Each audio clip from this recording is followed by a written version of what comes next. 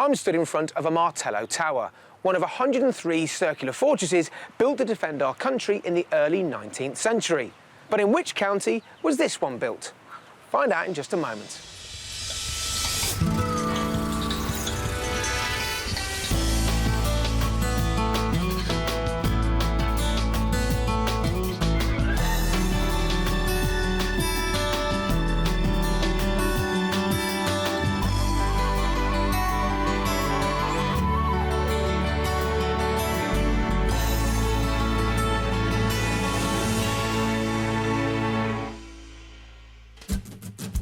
On today's show, I'll be helping a young couple escape the big smoke to find a breath of fresh country air for themselves and their 2 young daughters. And our house hunt provides plenty of pitfalls.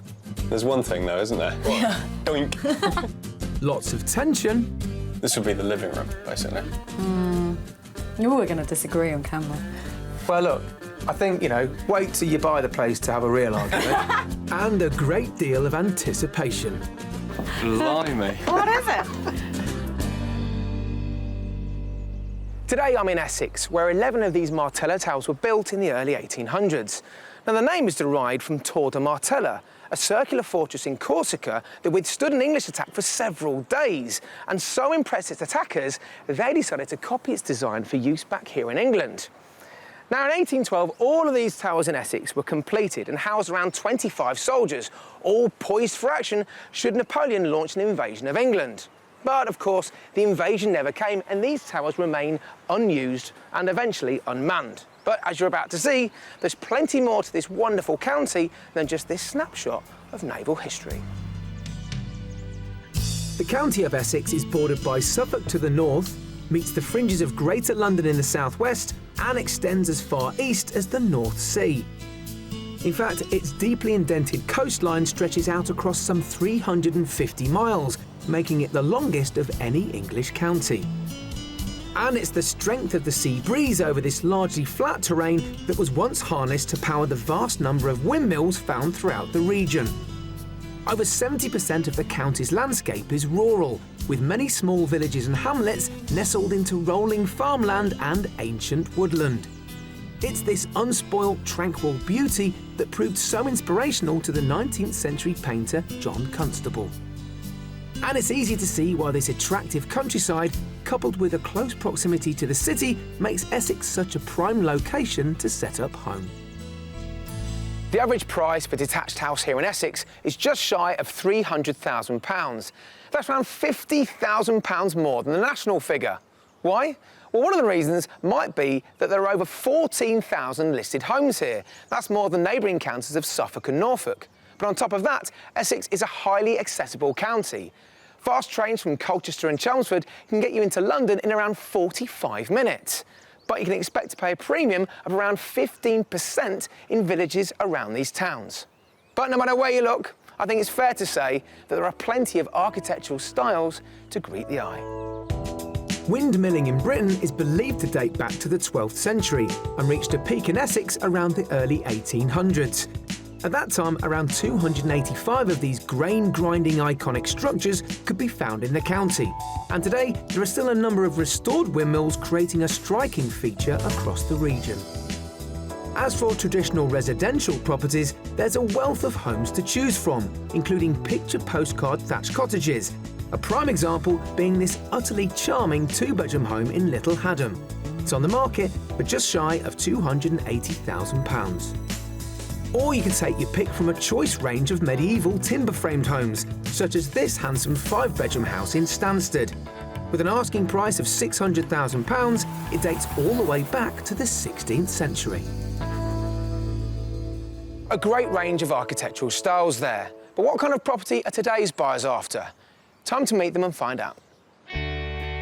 Young professionals Stuart and Bryony met overseas and have spent the past 2.5 years living the city dream as a married couple in London. But after the arrival of their twin daughters Amelia and Olivia 18 months ago, they've decided to trade in their urban lives for a more family-focused rural existence. They're getting to the age where they want to run around, they need a bit more space, and we just feel that now the time is right to go. I mean, at the moment, you know, in our garden we don't have any grass, so just simple things like that you kind of take for granted, they're going to be discovering. So it's, you know, it should be fantastic. When it comes to the preferred location, they have a very specific criteria. We've been focusing on the area where the three counties meet, Hertfordshire, Cambridgeshire and Essex, and really the main factors dictating that are the commute to work, I need to get to Oxford Circus, and the availability of good schools as well for the kids. And that's also equally key for us, isn't it? Yeah, my ideal location would be in a village. As it's our first move out of a big town, I don't want to be completely stranded on our own in the middle of nowhere. Since the twins were born, they've been living in this rented Victorian terrace in South London and working out exactly what they want from their new home. For me, I'd love a minimum of 4 bedrooms, a detached house, and a really big eat-in kitchen, something that's going to be the heart of the house. I'd also love a separate sitting room to the playroom, so we can get all the kids' toys out of view. We would consider doing works and reconfiguring space, you know, knocking down walls and so on. Well, Bride, you know, she does really like her period properties, and it probably is the quirkier the better, isn't it? Just like a bit of character. So a traditional home is certainly on their wish list, but they also want somewhere to explore their passions. I really want to get into my cooking, and I'd love to have the space to do that.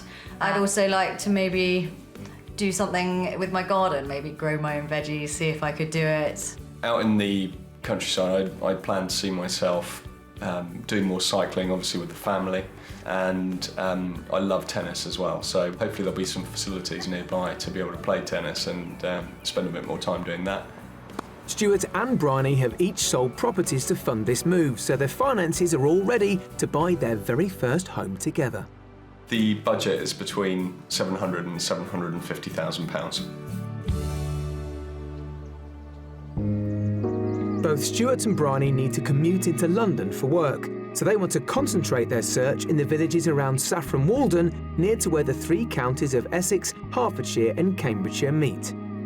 So with the location sorted, I'm meeting up with them on Essex turf to clarify the details of their move. So here we are in Essex. Why have you chosen this particular part of the world? It's still easy enough for us to commute into London, and we think we can get a bit more space than what we have at the moment. What sort of commute time are you looking at? I think probably about an hour and a quarter max, as in door to door. Door to door? Yeah. I mean, that's amazing, isn't it? I mean, you can come out to the countryside and be in central London in an hour and a quarter, but obviously that's reflected in property prices. Yeah. How much more are you hoping to get for your money out here? Size-wise, not that much for the actual house, but outside space is very important. How much garden do you want? Are we talking acres, or are you just talking about something for your children to run around in? Well, A third of an acre? yeah, Right. from the research we've done so far, about a third of an acre we think we could get. So you've both got some clear criteria, which makes it easier to find a property, I think. So how many bedrooms? 4. I want to be able to extend. If there's only 4, I want to be able to extend it to get 5. Sounds like you want to in a few extend your years. family. You've got twins at the moment, 4 to 5 bedrooms. Are you moving out hoping to have guests coming to stay, or you just want a huge family Johnny, home? we've got to go for the sun and air, you know? We've got 2 girls at the moment. Right, OK, got you. All right. Might as well start, shall we? Yep, Let's sounds get good. cracking.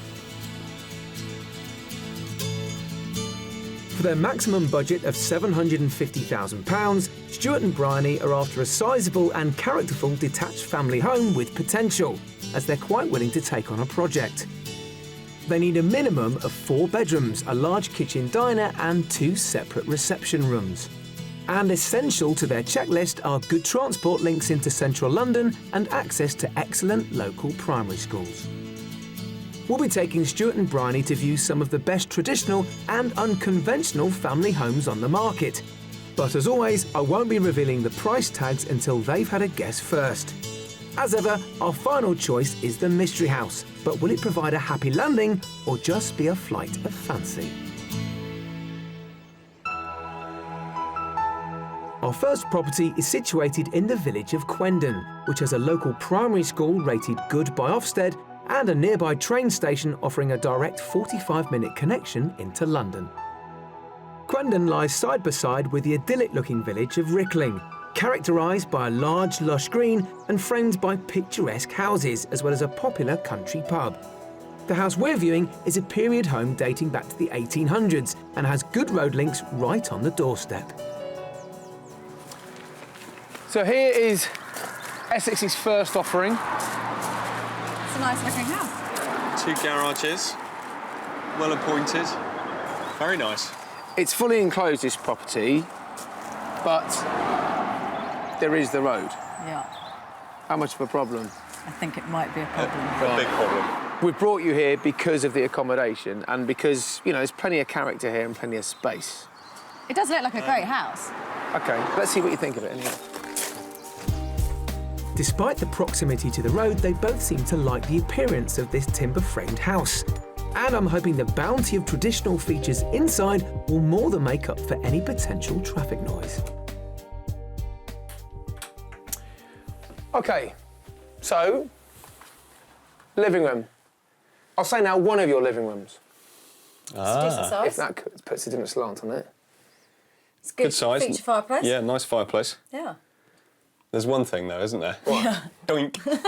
Yes, well, it's, again, that's what you get with character. It feels cosy though. Yeah, it I've does. gotta say. It feels like a nice room. I think this room would potentially be maybe more of a summer room because it spills out into the garden, maybe more of, I don't know saying best room, but perhaps more formal Yeah. because the sitting room I'm about to show you is next door to the kitchen. I think you get a lot more use out of that. Okay.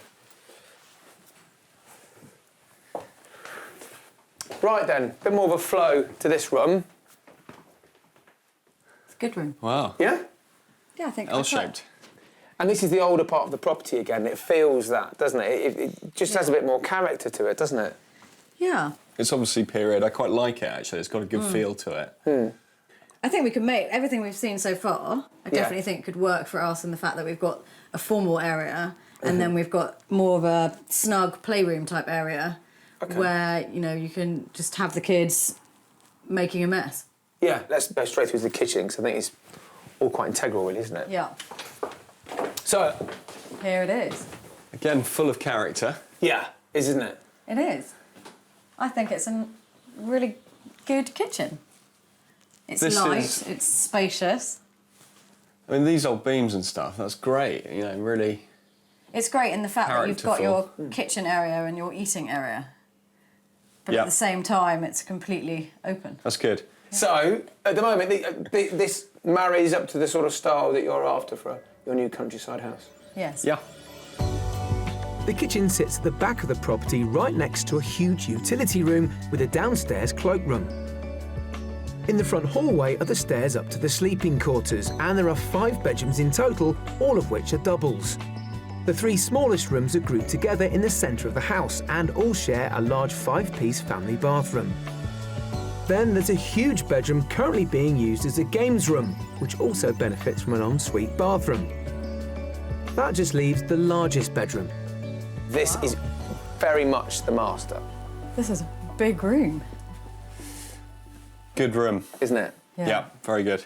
And there's a walk-in wardrobe. So, if you look at the that's depth my of that, dream. yeah, well, the depth of that ensuite Yeah. goes halfway behind the bed, and then the other half is walk-in wardrobe. Wow. And then That's not a prerequisite, but that is a big tick in a box. Yes. After the initial road reservations, both Stuart and Bryony appear to be keeping positive about this property, and it's no wonder, for there's a lot of house here. And the garden is also a substantial size, with a total plot that covers 1/3 of an acre, featuring a large paved patio and a level lawned area ideal for their 2 young children. So how much is this house on the market for? I'm going to let Stu go first. Oh, very good of you, yeah. Okay. I think around 700. OK. Bryony? 695. Naughty bid, that, 5 grand under, but you're closer. It's on the market. Yeah, well, on the market for offers around £650,000. So the road has a bigger impact than I thought. Yes. Because if you pick this up and put it in a village, Oh, I goodness think me. you you'd could add struggle- another 150,000 easily. You'd struggle to afford it, absolutely. Okay. Why don't you go back into the house then, have a good scoot around, and I'll meet you outside of the front in a few moments. Perfect. All right? Thank you. See you in a bit. Thanks a lot. This spacious 19th century period property is £100,000 under Stuart and Bryony's top budget, but comes with all of their specified criteria. There are 2 separate reception rooms, a large kitchen diner and 5 bedrooms, as well as a good-sized garden. And it's located within their preferred commute time. So, on the face of it, this property is a perfect match, but it remains to be seen whether the roadside location will bypass its benefits. Another big room. Oh, the games room. or guest bedroom. So And this is a got, good sized room. Yeah, and this has got the other ensuite. It's another good sized bathroom. This is a really lovely guest bedroom. I thought the house itself inside was great. Loads of period features, which is fantastic. Beams, but not too many, which makes it not that dark, which was also a plus point. Feature fireplaces, great eat-in kitchen. So on the whole, the style of house I think was definitely to our liking. 5 bedrooms was a real bonus. I mean, I really like the period nature of the property. I think the styles are very eclectic, very intriguing, full of character, and you know, the house itself I think we really like actually. All done inside? Yes, thank you. All good, thanks. Good. Plenty of bedrooms? Lots. Yeah, lots of space. OK, let's go on.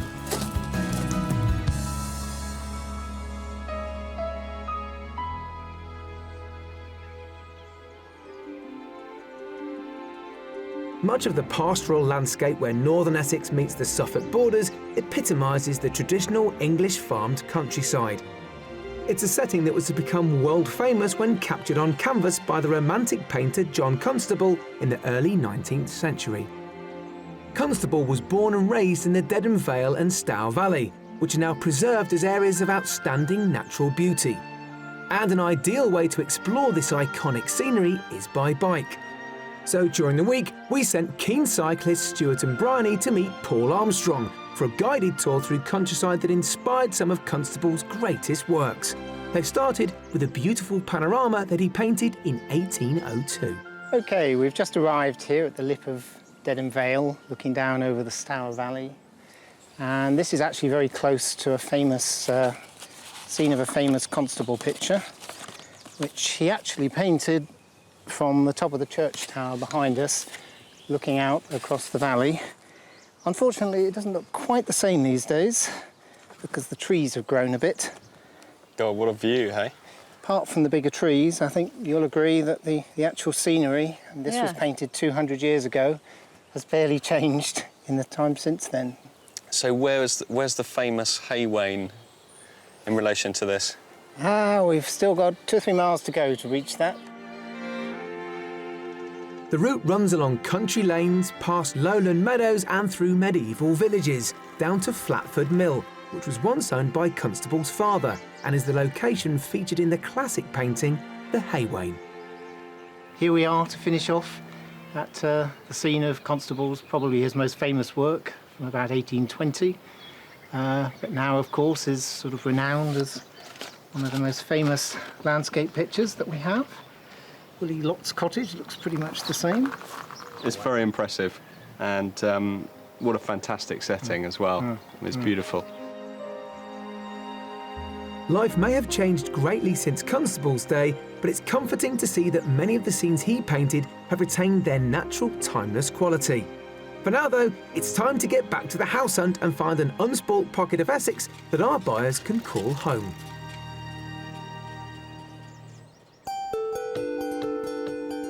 For our second property, we're stepping out of Essex and into Hertfordshire. We're heading for Little Haddam, which is only a couple of miles from Bishop Stortford, with its mainline train service to London, which takes around 45 minutes. There's also a local primary school, again with an Ofsted rating of good. Little Haddam is a pretty hamlet surrounded by fields and full of whitewashed timber-framed farmhouses and immaculate thatched homes. These line the quiet winding streets and narrow lanes that take us straight to the outside of our second house. So now, from the first property, hopefully a vast improvement on the road. This is the road connecting the property. It's a bit quieter. Yep. Yes. Great improvement. And that is the house. Well, it looks big from here. Very long. Yeah, it's Well, it's an old worker's cottage, Yeah. a labourer's cottage for a big old farm that was up the road, but it has been extended right through that gable end, so it was a whole lot more property than it was initially built as. And when was it built? 1660. Okay. So, location-wise, in the right sort of area, isn't it? Yes. Good. Let's see what you think of the inside. Perfect. Just gonna have a look. And in true country tradition, we're skipping the front door in favour of the back entrance, which takes us straight into the kitchen. Come right in, because I know it needs a bit of work. I want you to get up close and personal with it. Seems quite dated. Yes. Now, the estate agents have told the owner, and quite rightly, in my opinion, not to put a new kitchen in, because spend all that money on a new kitchen, it still might not be the taste of any incoming purchaser. Is there any way that you could increase the size of the kitchen structurally? Yeah, it's gonna involve steels, but you've got a ground floor loo and shower room on the left as you came in. Yeah. Got a utility that way, so you can go out that way quite easily. Increasing the size of this kitchen by probably 50%. Okay. I think what we'd like to do is just see it in the context. You know, if you could create a bigger kitchen here, just see it in the context of the rest of the house. Absolutely. And how it fits in with that. Yeah. Subject to the correct planning permission, of course, knocking through could be the perfect solution to create the large kitchen diner they so desire. But as it stands, there's still plenty of reception space, starting with a cosy drawing room that has an enormous inglenook fireplace. This room flows into the second reception area, which is laid out as a dining room and is next to the compact office. After that is the sitting room. They've used, you know, they found old timbers when they did this. I think it's a gorgeous room. Yeah, it is. It's great, and it spills out onto the patio area as well. I mean, the house is very long and quite thin, I think. Yes, because I would see this as a formal drawing room. I think I see this as the room where you'd spend... This would be the living room, basically. Oh, we're going to disagree on camera. Well, look, I think, you know, wait till you buy the place to have a real argument. No, I'm only joking. This is the first time you've seen it, and you've got lots of thoughts going through your mind, which I think is great. This house is always going to challenge someone because it's, you know, it's old, it's not conventional, but there's so much in it that I thought you would like. The character, essentially, I suppose, isn't it? I agree. There's a really warming mood to this house tour, which shows it may be working for them. Upstairs, the master bedroom has an element of interconnection too, as it can be accessed via a private staircase from the kitchen or from the landing through the second bedroom.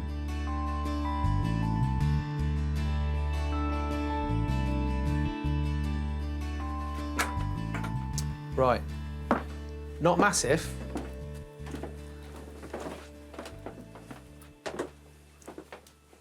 But so much character in it. Look at these floorboards. I know. God, you feel like the whole room's on a gradient. It's like being in a ship, isn't it? It's amazing. I love all the wobbly floors. What do you think about the dimension then? Could you live in smaller bedroom accommodation? I could. I think my issue would be not being able to get in on both sides of the bed. Good point. Yeah. That's the big thing that shouts out to me in this room. But other than that, I think it's quite a nice little quirky room.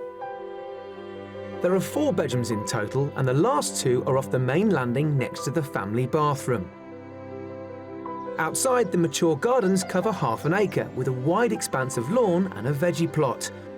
In addition, there's also a 3-acre paddock, so more than enough space for their children to run around. Land, gardens, beautiful old 17th century house. What would you price it at?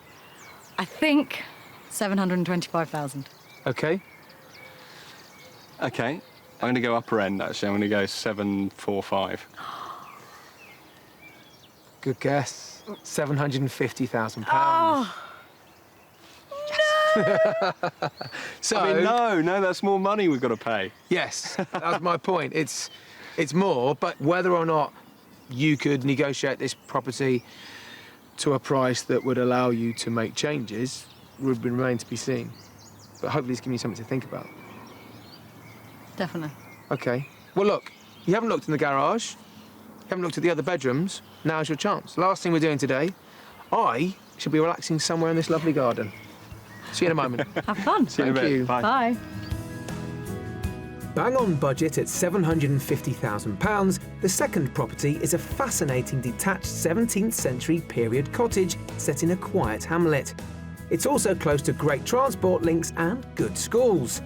It comes with a kitchen breakfast room, no less than 3 reception rooms and 4 bedrooms. All in all, it's in an absolutely beautiful setting with over 3 acres of grounds. I thought it looked lovely, slightly set back from the road, really quiet country lane. First impressions going into the kitchen were that it would need a lot of work and it would want to be much bigger. We're looking for a big kitchen diner. But on the whole, a lot of space on the ground floor, 3 big reception rooms, and it seemed great, loads of character. The price means that there's no flexibility for us to do anything. And I think in terms of the configuration of the house, and particularly with the ceilings and the upstairs, it's going to be a real compromise for us. What's your favourite veg? Potato. There you go. What about you? Carrots! I don't think there's any carrots there yet.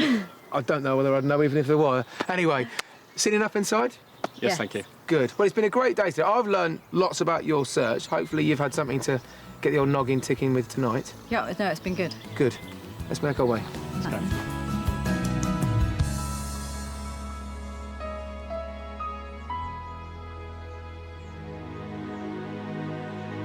As the evening draws in, the first day of our house hunt comes to an end.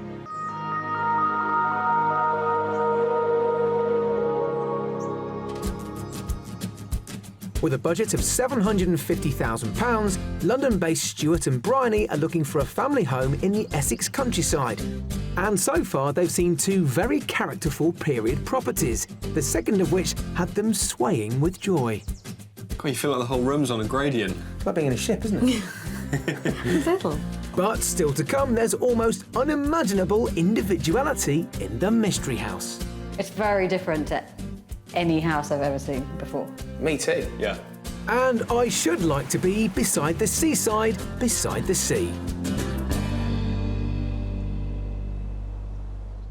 Well, yesterday, Bryony and Stuart saw 2 great properties. Both had character, good access to London and schools, but also both did have an element of compromise.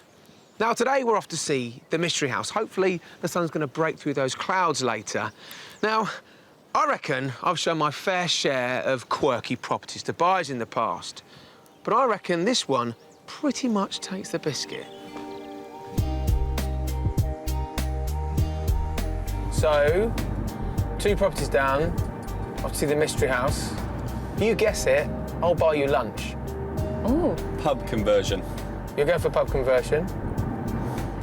Oh, do I have to do a specific type? Yeah, I'm not gonna Well, I'll give go you- barn conversion then. OK.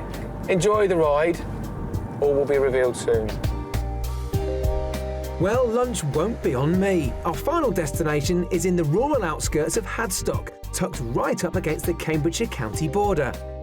The nearest train station has a line into the city which takes just over an hour, and the nearest primary school is again rated good by Ofsted. Hadstock is just 4 miles from the town of Saffron Walden. Here our buyers can purchase items from a whole host of shops, housed within attractive Tudor and Georgian architecture. And they can use the twice-weekly market that dates right back to 1141. Saffron Walden's prosperity blossomed through the growth of the saffron crocus in the 16th century. And it's not just the town's name that references the flower. Much of the local architecture features the saffron buds too. Time to check out our mystery property, and it's safe to say it's a truly remarkable house. Are we looking at? Have a look. I'm looking. Have a look. Blimey. What is it? This is a World War II Yeah. aircraft control tower. Of course it is. Why wouldn't it be? Yeah, I don't think I've ever seen one of those before. No, I don't think I That have. was unexpected, to say the least. That was unexpected. It's pretty much the quirkiest property I've shown someone. Yeah. Now, inside... Now, you said you wanted character. Yeah. Not necessarily old, but Yeah. first good news, you're not going to be banging your head. Winner? Excellent. Let's have a look. Fantastic. Set amidst fields of rapeseed on the remains of a Second World War airfield, this Grade 2 listed control tower is a unique home with an upside-down layout, as all the reception and living areas are on the first floor. OK, then. Get a load of this. Wow. Yeah, look at that, surrounded by This is yellow. just unbelievable. I think it's with the yellow, it gives it that extra wow factor when you come in the... Yeah, I mean, this is the biggest kitchen we've seen so far. Definitely. Even though it's open plan and beyond. It's totally bespoke. This is Bry's favourite type of kitchen, isn't it? Open Yeah. plan. It's very different to any house I've ever seen before. Me too. Yeah. Gotta say. So let's look in the living area. How brave are you? No, I can do that. Yeah? Yep, quickly. Do you like this style? Yeah, I think it works. Well, where we're stood at the moment was the control room, built in 1943. So, you know, this has had a major input into our history, really. The building was commissioned and built in the early 1940s and used by both the Royal Air Force and the US Army Air Force. It was converted into a home 10 years ago to a highly contemporary design.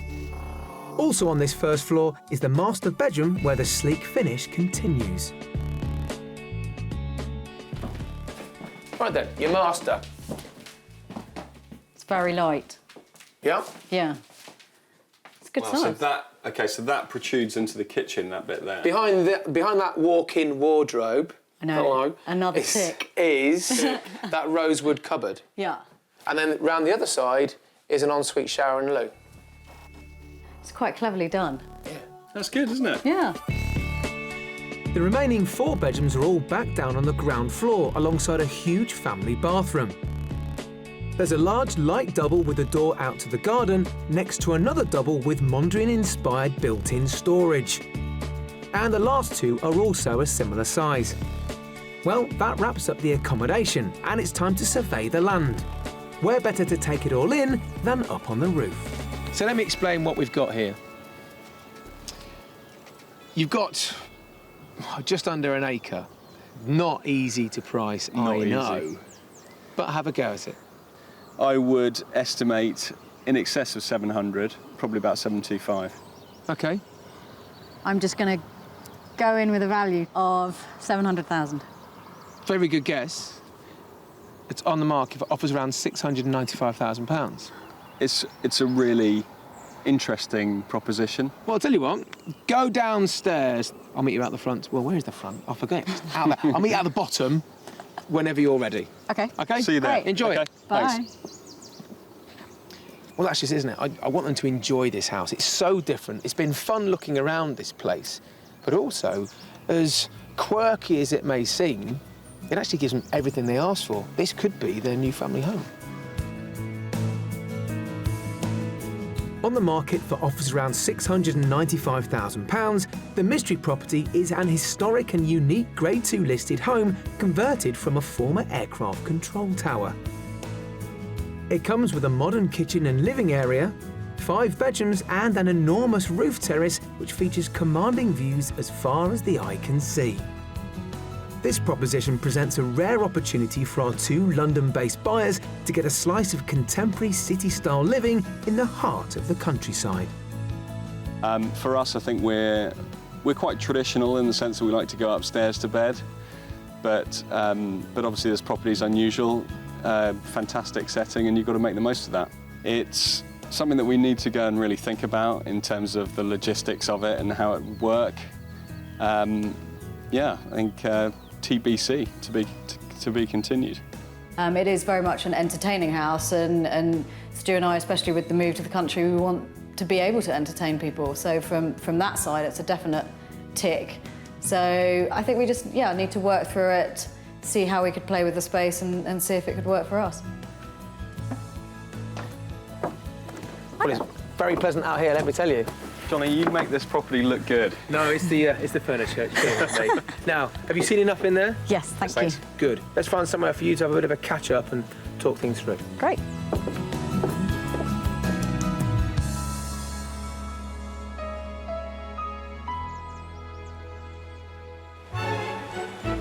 Britain's love affair with the seaside dates back some 300 years, and in the Victorian heyday, sea bathing was therapeutic, fun and fashionable.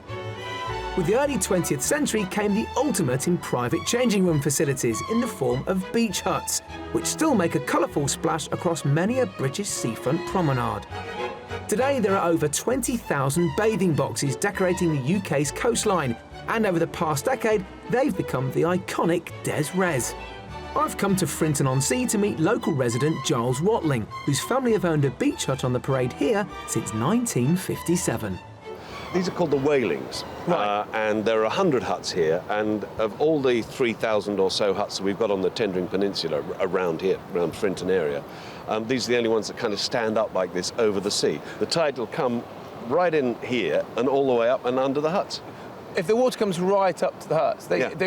they must look like floating structures at one point. It's like being on a boat, really. You've got the sound of the sea underneath you. Yeah. You're sitting there with a gin and tonic and a book in your hand. Were these an extension of the residents here, or were these for the people that couldn't afford a holiday home? Not an here? extension of the residence. There was a rule until a few years ago where you couldn't have a beach hut down here unless you lived in the Tendring Peninsula. Oh, was there? But Right. that rule was taken away, which had two effects. One, it increased the value. Yeah. But it also meant that we have sort of a lot of absentee landlords, if you like, who are in London and they only get down here so often. Yeah.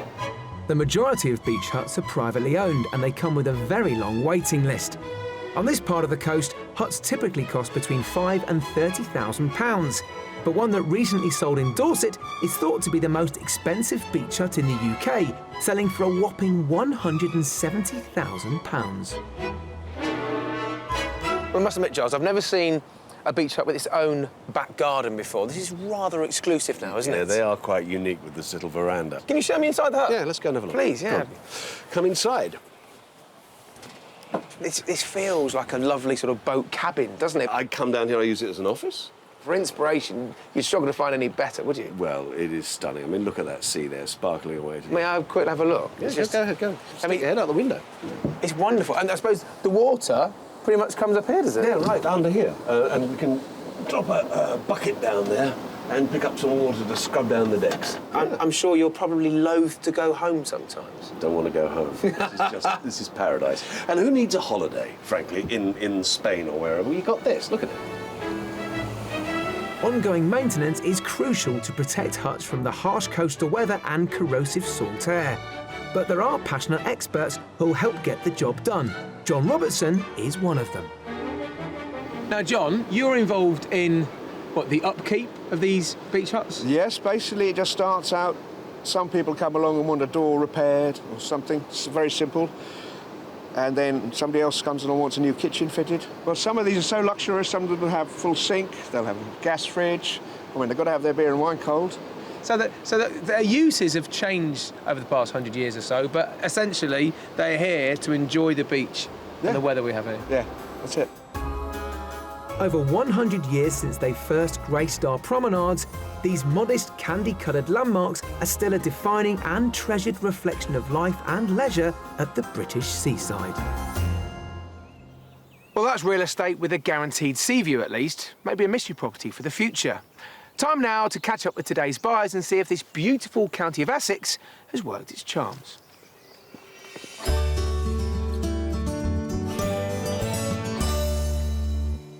All right, so let's start at the beginning. First property. I don't think we really, if we're honest with each other, we never really got over that road, did we? No, we didn't. It was a fantastic house. It was a lot of space, Yeah. but we just couldn't live on that road.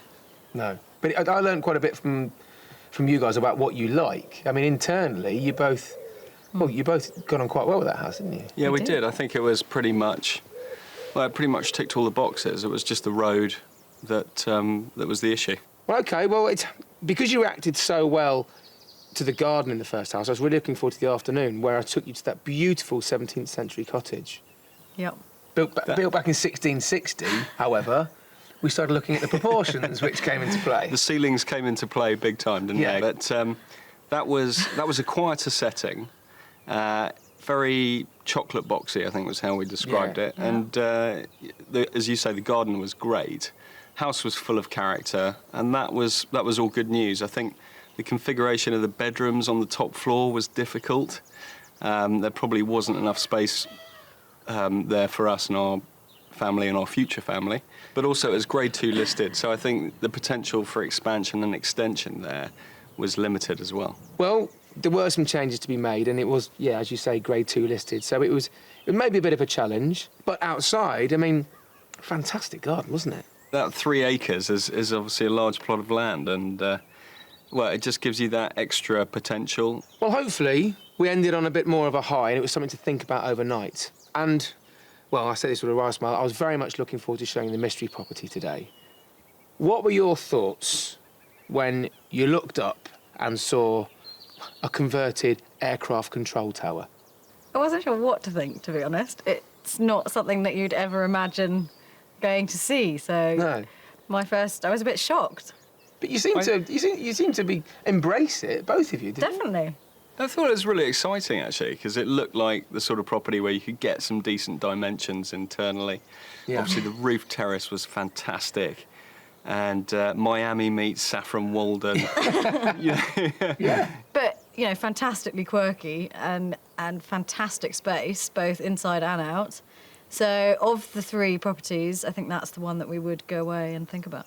And is that what you're going to do, or is that just a favourite? That's definitely our favourite one out of the 3, and we'll take it away. We're going to consider how it's going to work for us and the kids and so on with the upstairs, downstairs. Yeah. And yeah, just see what we think. Have a good old think about it, basically. Well, yeah, that doesn't surprise me you say that, because it's just so different, isn't it? Yeah. Are you cool enough to live in that place? That's my worry. I don't know anybody that cool, but I think by purchasing that place, you would become very cool. I know. It's a bit of a statement. I think you probably have to get new friends. And new furniture. Yeah, definitely new furniture. Well, best of luck with your decision, no matter where you go. I mean, I know you've chosen to relocate to a wonderful part of the world, but whatever you do let us know. It's been a really enlightening experience. Good. Well, it's been fun, so thank you too.